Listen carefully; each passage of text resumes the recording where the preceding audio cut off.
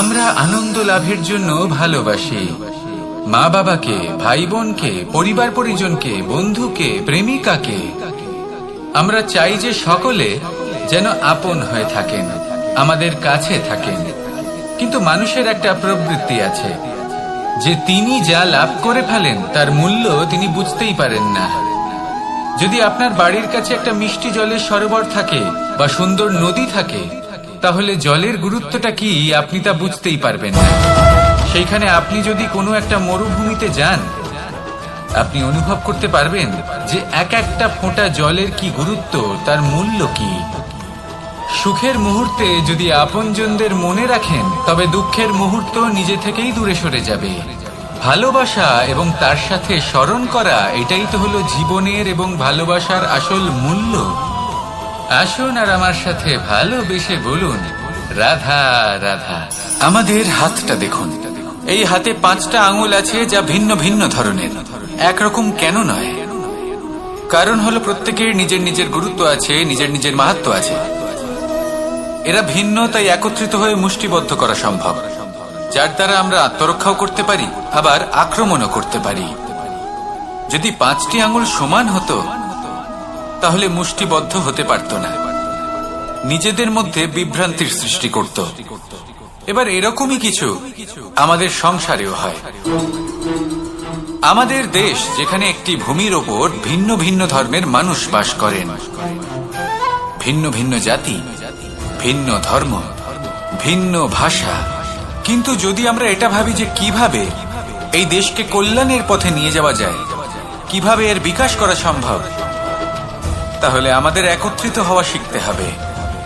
যেইভাবে 5টা আঙুল একত্রিত হয়, মুষ্টিবদ্ধ হয়, সেইভাবেই আপনার যে ভাষাই হোক, যে ধর্মই হোক, যে জাতি হোক না কেন, ঠিক আছে, আবশ্যক হলো আপনার নিজের কর্মভূমির সাথে, আপনার ধরিত্রীর সাথে যুক্ত থাকা, সাথে থাকা। তবেই দেশের উন্নয়ন সম্ভব, তবেই এই দেশ স্বতন্ত্র থাকবে, সফল হবে, আর এই মন প্রসন্ন হয়ে বলবে, রাধা রাধা। খেলা খেলতে কে না ভালোবাসেন? আমরা প্রত্যেকেই যখন সময় পাই, সুযোগ পাই, তখনই আমরা কোনো খেলা খেলি। খেলার সময় 2 ধরনের মানুষ ওখানে থাকেন, 1 যারা অংশগ্রহণ করেন, আর 2 যারা দেখতে থাকেন, যারা দর্শক হয়ে দেখেন, যারা নিজের পক্ষের বিজয়ের ফলে উচ্ছ্বসিত হয়ে থাকেন, পরাজয়ের ফলে শোক পালন করেন, পরামর্শ দিয়ে থাকেন। আর বিজয়ী কে হন? বিজয়ী তিনি হন যিনি অংশগ্রহণ করেন। নির্বাচনে আপনাকে করতে হবে, আপনি কি করতে চান? আপনি কি খেলোয়াড় হতে চান, নাকি আপনি দর্শক হতে চান? যদি আপনি বিজয়ের আনন্দ লাভ করতে চান, সেই রোমাঞ্চ অনুভব করতে চান, তাহলে খেলতে হবে, ময়দানে আপনাকে নামতেই হবে। পরাজয়ের সম্ভাবনার ভয়ের সাথে আপনাকে লড়াই করতেই হবে, বিপক্ষের আহ্বানকে স্বীকার করতেই হবে, খেলোয়াড় হয়ে উঠতে হবে। তবেই এই বিজয়ের সম্ভাবনা থাকবে। আসলে কি, দর্শক হয়ে পরামর্শ দেওয়া অত্যন্ত সহজ, ময়দানে নেমে অংশগ্রহণ করা অত্যন্ত কঠিন। আর এখানে যেটা সহজ, তা আপনাকে বিজয়ের পথে কখনোই নিয়ে যাবে না। আসুন আমার সাথে ভালোবেসে বলুন, রাধা রাধা। এই সংসারে এমন কখনোই হবে না যে আপনি কিছু একটা করলেন কিন্তু তার মূল্য আপনাকে দিতেই হলো না। যে কোনো কাজের জন্য, যে কোনো কর্মের জন্য আপনাকে মূল্য দিতেই হবে। প্রকৃতিও আমাদের এটাই শেখায়। আকাশে দেখুন সূর্যকে, প্রত্যেকদিন আমাদের প্রকাশ প্রদান করেন। এনাকে সূর্য নারায়ণ বলা হয়। ইনি কি মূল্য প্রদান করেন? নিজে জ্বলতে থাকেন। ধরিত্রী মাতা, এই ভূমি, ইনি কি মূল্য প্রদান করেন? প্রহার সহ্য করেন। আমরা এই ধরিত্রীতে প্রহার করে মাটি খুঁড়ে তাতে বীজ বপন করি, তবেই আমরা অন্ন লাভ করি, তবেই ফসল পাই। জীবনে যদি আপনাকে সফল হতে হয়, সম্মান পেতে হয়, যশ পেতে হয়, তাহলে আপনাকে মূল্য দিতেই হবে। যদি আপনি সাফল্য লাভ করতে চান, তাহলে দিন রাত আপনাকে ত্যাগ করতে হবে, যেখানে সমগ্র সংসার সন্তোষ অনুভব করছে, আর আপনাকে করতে হচ্ছে পরিশ্রম। যদি আপনি সম্মান প্রাপ্ত করতে চান, তাহলে আপনাকে সেই সুখ ত্যাগ করতে হবে যা সবার কাছে রয়েছে। যদি আপনি যশ লাভ করতে চান তাহলে নিজের অন্তরকে মেরে ফেলা আপনাকে শিখতে হবে, তবেই আপনি যশ লাভ করবেন। জীবনে শুধুমাত্র ধন মূল্যবান নয়, কিন্তু এই যে মূল্যের কথা আমি বলছি সেটা যদি আপনি দিতে পারেন তাহলে নিশ্চিত রূপে এটা আপনাকে আরো মূল্যবান করে তুলবে, নিশ্চিত রূপে গড়ে তুলবে। তাহলে এটাই করুন আর আমার সাথে ভালোবেসে বলুন, রাধা রাধা। মানুষের শরীর থেকে যা কিছু নির্গত হয় সবই পচনশীল, তা থেকে দুর্গন্ধ বেরোয়, একটা ঘৃণাবোধ জন্ম নেয়।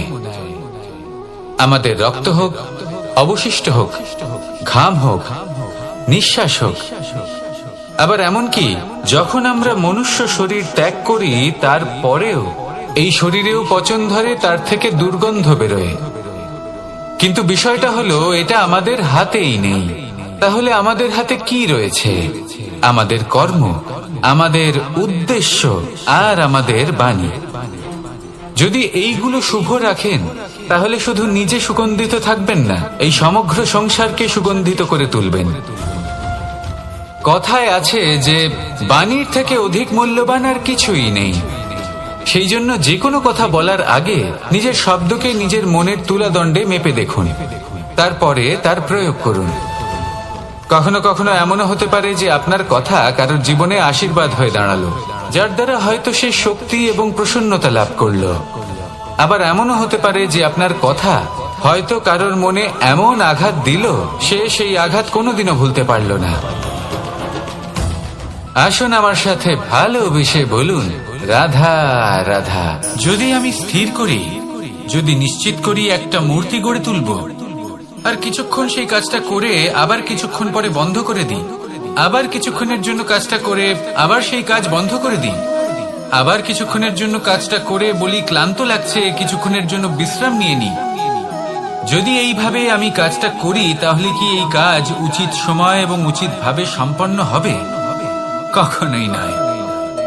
শুধু তাই নয়, যে কোনো কাজ যদি পূর্ণ করতে হয়, উচিত ভাবে করতে হয়, উচিত সময়ের মধ্যে করতে হয়, তাহলে প্রয়োজন সততার এবং অখণ্ড প্রচেষ্টা। সততা ছাড়া আপনি যে কাজই করুন না কেন, উচিত সময় তা সম্পূর্ণ হবে না, আর মনোবাঞ্ছিত ফল আপনি কখনোই পাবেন না। তাই যে কাজই আরম্ভ করুন না কেন সততার সাথে এবং অখণ্ড প্রচেষ্টার সাথে করুন, তখনই কর্ম এবং তখনই এই জীবন সফল হবে এবং এই মন প্রসন্ন হয়ে বলবে, রাধা রাধা। কেউ আমাকে মাখন চোর বলেন, কেউ বা আমাকে মুরলী মনোহর বলেন, কেউ আমাকে যুদ্ধ বিমুখ বলেন, কেউ বা আমাকে সুদর্শনধারী বলেন, কিন্তু আমি আসলে কে? আসুন আজ আমি আপনাকে আমার আসল পরিচয় জানাবো। বাড়িতে সুস্বাদু মাখন থাকা সত্ত্বেও গোপীদের কাছে সুমধুর ভালোবাসাপূর্ণ বকুনি খাওয়া যে ভালোবাসে, সেই হলো কৃষ্ণ। আঙুলে সুদর্শন চক্র থাকা সত্ত্বেও যে রথের লাগাম ধরে থাকবে সেই সিদ্ধান্ত নিয়েছে, সেই হলো কৃষ্ণ। দ্বারকার মতো অনন্য রাজমহল থাকা সত্ত্বেও সুদামার মতো সখা যার অত্যন্ত প্রিয়, সেই হলো কৃষ্ণ। যদি আপনার মনে প্রেম থাকে, আপনি প্রেম বিতরণ করেন, সবাইকে ভালোবাসেন এবং ভালোবাসা রক্ষার খাতিরে শস্ত্র হাতে নিতেও আপনি সক্ষম থাকেন, তাহলে আপনি হলেন কৃষ্ণ। আসুন আমার সাথে ভালোবেসে বলুন, রাধা রাধা। ব্যায়াম, এই শব্দ আমরা সকলে শুনেছি, আর এটা সারা জীবন আমাদের সাথেই থাকে কোনো না কোনো রূপে। যখন আমরা জন্মগ্রহণ করি, চলতে শিখি, প্রথমে আমরা হামাগুড়ি দিয়ে চলি, পরে চলতে চেষ্টা করি কিন্তু পড়ে যাই। তখন আমাদের বাড়ির গুরুজনেরা আমাদের আটকান না, ওনারা মনে করেন এইভাবেই আমাদের সন্তান চলতে শিখবে, এইভাবেই তার পা আরো মজবুত হবে, যা অত্যন্ত গুরুত্বপূর্ণ। এইবার জীবনকালে যতই আমরা এগোতে থাকি, এই ব্যায়াম বিভিন্ন রূপে আমাদের সাথেই থাকে। কিন্তু আপনি কি জানেন যে এই ব্যায়ামের তাৎপর্য আসলে কি? আপনি কি জানেন এই ব্যায়ামের মর্ম আসলে কি? যখনই আমরা এই ব্যায়াম করি, আমাদের শরীরের মাংসপেশি ক্ষয় হয়। প্রথমে তা ক্ষয় হয় তারপর আবার তা নির্মিত হয়। আরো শ্রেষ্ঠ, আরো শক্তিশালী মাংসপেশি আমরা লাভ করি। অর্থাৎ এই ব্যায়াম হলো সৃজনের বিজ্ঞান।